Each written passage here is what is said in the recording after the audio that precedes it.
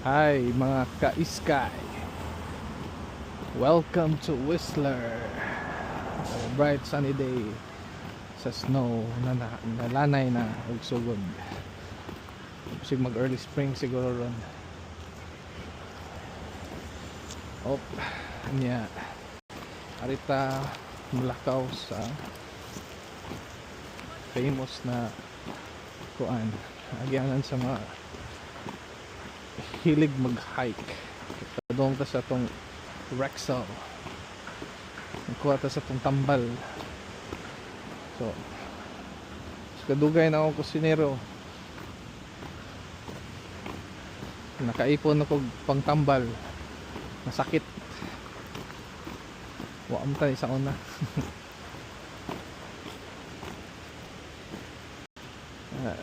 Lanay ng ice. Mamiss na po nato ang winter. So sad. Pero next week magkuhan man daw. Below 15-ish. We'll see. Pumabalik bang ice. So next month, definitely kuhan na. Spring. Ang tao hilig yung makaw-lakaw.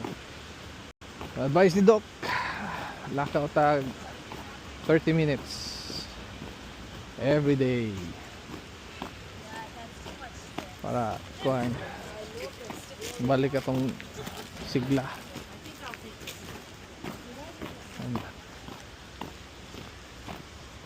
So dire ang atong kuhan, atong famous na walking bridge.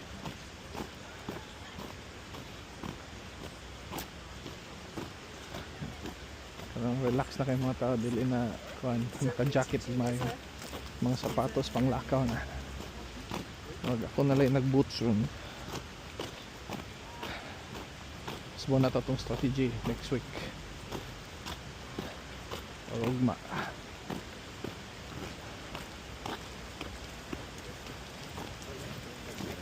Tama si klase mga tao na dali bandubag lahi. Nakanindot sa noon na spring na kay makagamit na ta sa tong bike maka-travel.